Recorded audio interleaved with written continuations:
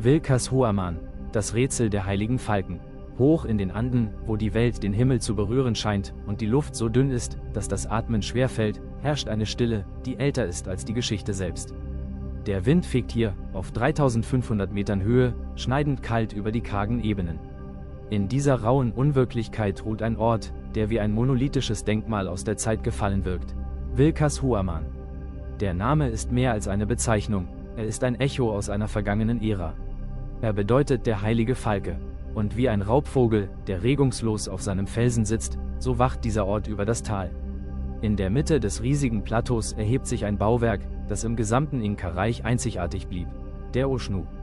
Es ist eine massive Pyramide, 5 gewaltige, terrassenförmige Stufen, die sich dem Himmel entgegenstrecken.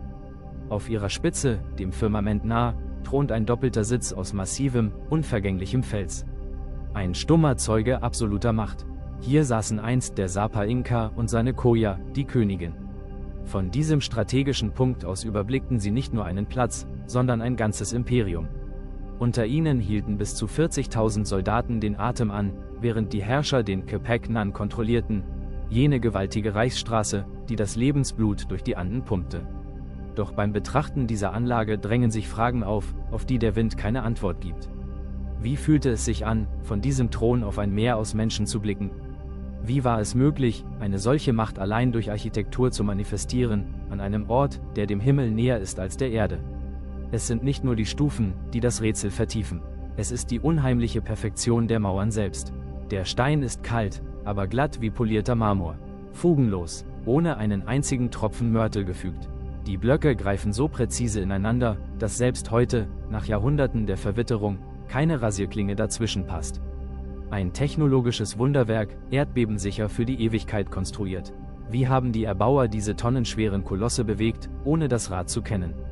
Wie konnten sie den harten Andesit so formen, als wäre er weicher Ton, nur mit Werkzeugen aus Stein und Bronze?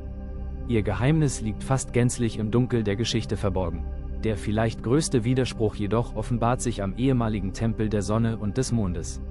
Dort steht heute die Kirche San Juan Bautista. Es ist ein Anblick voller historischer Ironie. Ein architektonischer Kampf zweier Welten, in Stein gemeißelt. Unten die dunkle, glatte, imperiale Perfektion der Inkas. Das unerschütterliche Fundament. Darauf gesetzt der raue, koloniale Stein der spanischen Eroberer. Man versuchte, die alten Götter zu überbauen, sie unter dem Gewicht einer neuen Religion zu begraben. Doch man erreichte das Gegenteil. Um ihren eigenen Gott zu stützen, mussten sich die Eroberer auf die Baukunst der Inkas verlassen. Sie errichteten der Kirche ungewollt ein Fundament, das niemals wanken wird.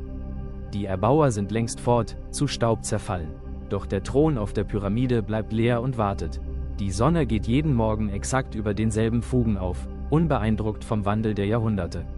Das Flüstern des heiligen Falken ist nicht verstummt. Es ist in den kalten Stein eingeschlossen, ein ewiges Rätsel, das noch immer über den Gipfeln der Anden schwebt.